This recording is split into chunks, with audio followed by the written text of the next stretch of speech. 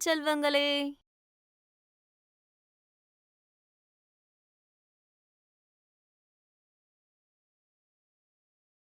இன்று மற்றொரு காணொளியை காண உங்களை மீண்டும் வரவேற்கிறேன்.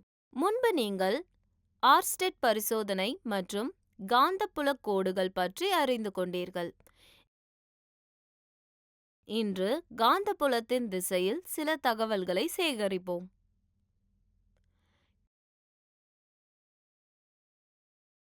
கற்றுக்கொள்வீர்கள். இந்த அமர்வின் முடிவில் நீங்கள் இதை பற்றி புரிந்து கொள்ள முடியும். நேரான கடத்தி மூலம் மின்னோட்டத்தின் காரணமாக காந்தப்புலம், வலது கை கட்டைவிரல் விதி, ஒரு வட்ட வளையத்தின் வழியாக மின்னோட்டத்தின் காரணமாக காந்தப்புலம்,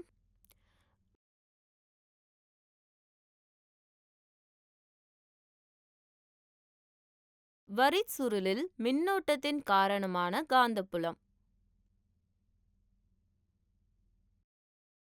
முக்கிய வார்த்தைகள்: காந்தப்புலம்,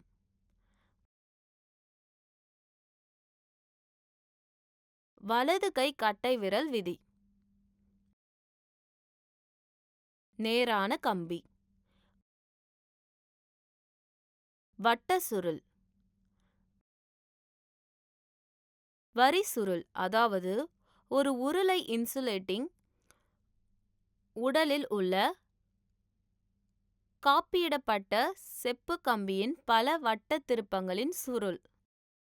அமர்வை தொடங்குவதற்கு முன் இந்த கருத்து வரைபடத்தை பார்ப்போம்.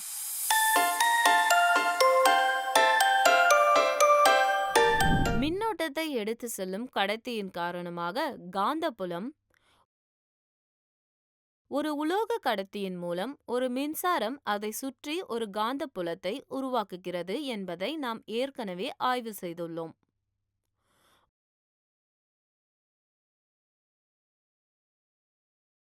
உற்பத்தி செய்யப்பட்ட புலத்தின் திசையை கண்டறிய ஒரு செயல்பாட்டை கருத்தில் கொள்வோம். ஒரு நீண்ட நேரான செம்பு கம்பி ஒவ்வொன்றும் 1.5 வி 2 அல்லது 3 மின்கலங்கள் மற்றும் ஒரு பிளக் கீயை எடுத்துக்கொள்ளுங்கள். அவை அனைத்தையும் தொடரில் இணைக்கவும். நேரான கம்பியை ஒரு திசைகாட்டி ஊசிக்கு இணையாக மற்றும் மேல் வைக்கவும்.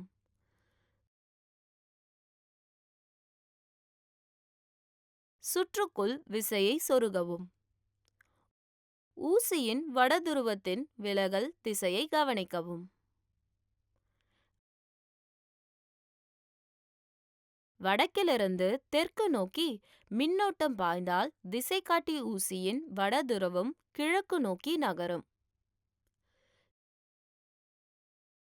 சர்க்கியூட்டில் உள்ள இணைப்புகளை மாற்றவும்.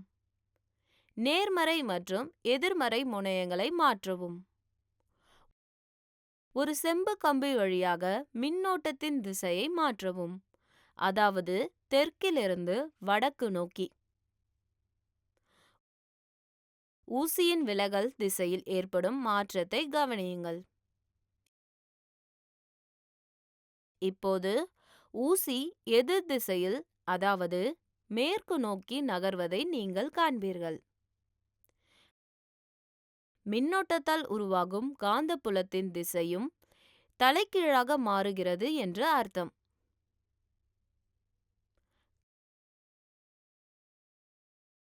கடத்தி மூலம் மின்னோட்டத்தால் உருவாக்கப்படும் காந்தப்புலத்தின் வடிவத்தை எது தீர்மானிக்கிறது? உருவ கடத்தியின் வடிவத்தை சார்ந்ததா? இதை ஒரு நடவடிக்கை மூலம் ஆராய்வோம்.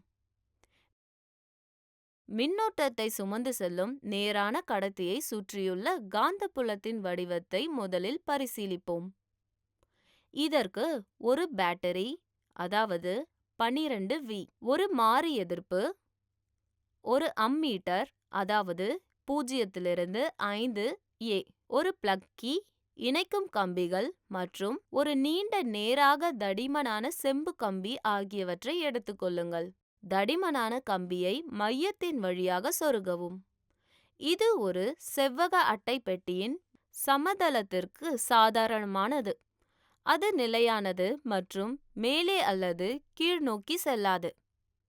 பேட்டரி, பிளக் மற்றும் விசையுடன் தொடரில் X மற்றும் Y புள்ளிகளுக்கு இடையே செம்பு கம்பியை செங்குத்தாக இணைக்கவும்.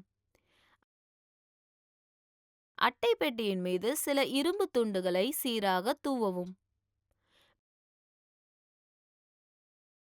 மின்தடை மாற்றி மாறியை ஒரு நிலையான நிலையில் வைத்து அம்மீட்டர் வழியாக மின்னோட்டத்தை கவனிக்கவும்.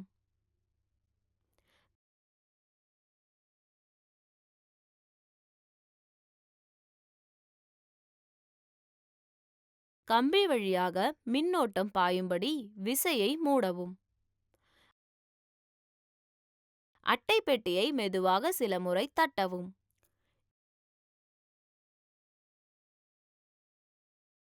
இரும்பு தாவல்களின் வடிவத்தை கவனிக்கவும்.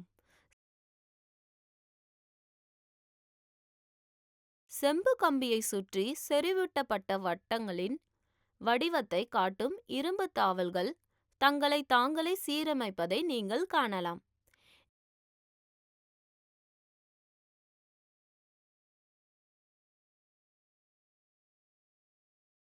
இந்த மைய வட்டங்கள் காந்தப்புல கோடுகளை குறிக்கின்றன.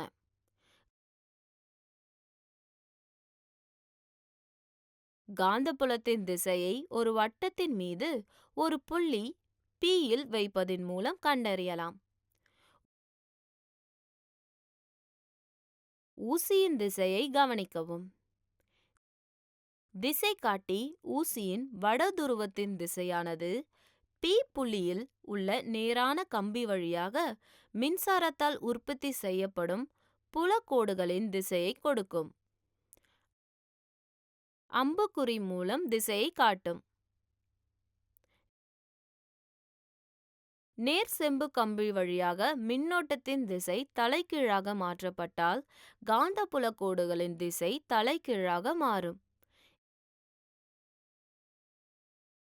எதிர் திசையில் ஊசியில் உள்ள விலகல் மூலம் இதை கண்டறியலாம்.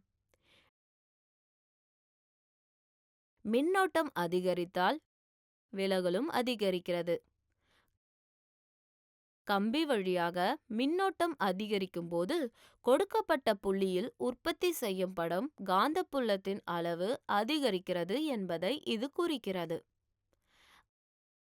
கடத்தியில் கொடுக்கப்பட்ட மின்னோட்டத்தால் உருவாகும் காந்தப்புலம் அதிலிருந்து தூரம் அதிகரிக்கும் போது குறைகிறது.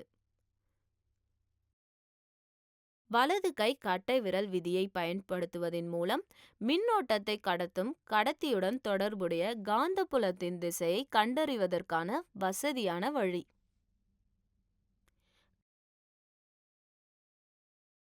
கட்டை விரல் மின்னோட்டத்தின் திசையை நோக்கி செல்லும் வகையில் உங்கள் வலது கை மின்னோட்டத்தை எடுத்து செல்லும் நேரான கடத்தியை வைத்திருப்பதற்காக கற்பனை செய்து பாருங்கள்.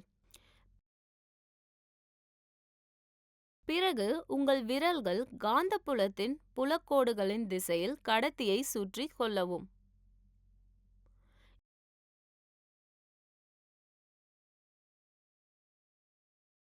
இது வலது கையை கட்டைவிரல் விதி என்று அழைக்கப்படுகிறது.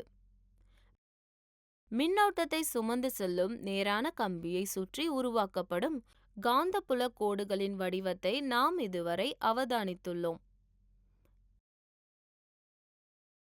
இந்த நேரான கம்பி வட்ட வளைய வடிவில் வளைந்து அதன் வழியாக மின்னோட்டம் செல்கிறது என்று வைத்துக்கொள்வோம். மின்னோட்டத்தை சுமந்து செல்லும் நேரான கம்பியால் உருவாகும் காந்தப்புலம் அதிலிருந்து வரும் தூரத்தை பொறுத்து நேர்மாறாக சார்ந்துள்ளது என்பதை நாம் அறிவோம். இதேபோல் மின்னோட்டத்தை சுமக்கும் வட்ட வளையத்தின் ஒவ்வொரு புள்ளியிலும் அதை சுற்றியுள்ள காந்தப்புலத்தை குறிக்கும் செறிவூட்டப்பட்ட வட்டங்கள் நாம் கம்பியிலிருந்து விலகி செல்லும்போது பெரிதாகவும் மாறும்.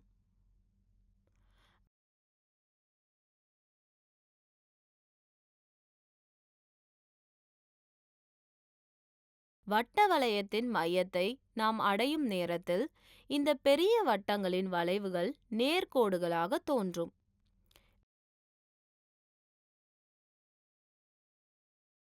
மின்னோட்டத்தை சுமந்து செல்லும் கம்பியில் உள்ள ஒவ்வொரு புள்ளியும் வளையத்தின் மையத்தில் நேர்கோடுகளாக தோன்றும் காந்தப்புலத்தை உருவாக்கும்.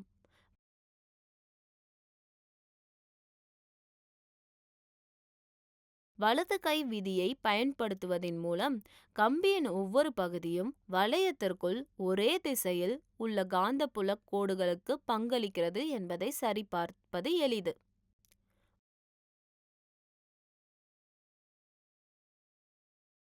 ஒரு குறிப்பிட்ட புள்ளியில் மின்னோட்டத்தை சுமந்து செல்லும் கம்பியால் உற்பத்தி செய்யப்படும் காந்தப்புலம் அதன் வழியாக செல்லும் மின்னோட்டத்தை நேரடியாக சார்ந்துள்ளது என்பதை நாம் அறிவோம். எனவே N திருப்பங்களை கொண்ட ஒரு வட்ட சுருள் இருந்தால் உற்பத்தி செய்யப்படும் புலம் ஒரு முறை மூலம் உற்பத்தி செய்யப்படும் N மடங்கு பெரிதாக இருக்கும்.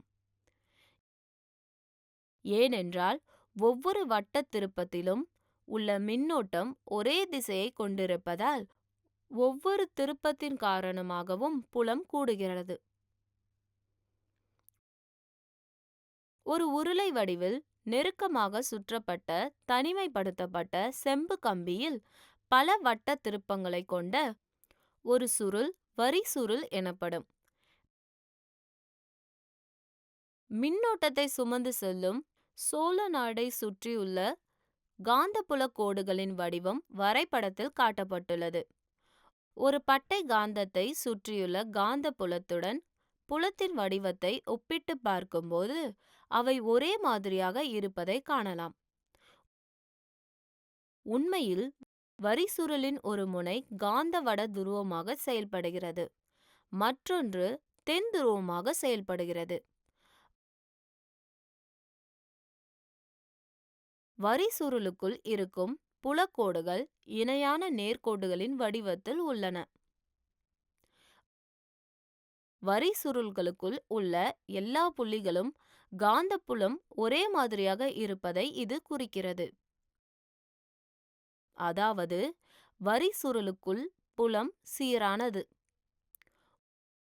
ஒரு வரி சுருளுக்குள் உற்பத்தி செய்யப்படும் வலுவான காந்தப்புலம் மென்மையான இரும்பு போன்ற காந்த பொருட்களை சுருளுக்குள் வைக்கும்போது காந்தமாவதற்கு பயன்படுத்தப்படலாம். அவ்வாறு உருவாகும் காந்தம் மின்காந்தம் எனப்படும். நினைவில் வைத்துக் கொள்ளுங்கள், ஒரு உலோக கடத்தி மூலம் ஒரு மின்சாரம் அதை சுற்றி ஒரு காந்த புலத்தை உருவாக்குகிறது. கம்பி வழியாக மின்னோட்டத்தின் திசை தலைகீழாக மாற்றப்பட்டால் காந்தப்புல கோடுகளின் திசை தலைகீழாக மாறும். கம்பி வழியாக மின்னோட்டம் அதிகரிக்கும் போது உற்பத்தி செய்யப்படும் காந்தப்புலத்தின் அளவு அதிகரிக்கிறது.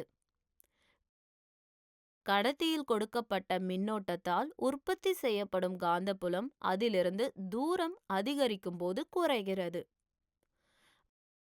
வலது கை கட்டை விரல் விதி. உங்கள் வலது கையில் ஒரு மின்னோட்டத்தை சுமந்து செல்லும் கடத்தி கற்பனை செய்யப்பட்டால் கட்டை விரலை மின்னோட்டத்தின் திசையில் சுட்டிக்காட்டினால் சுற்றப்பட்ட விரல்களின் திசையானது காந்தப்புல கோடுகளின் திசையை கொடுக்கும்.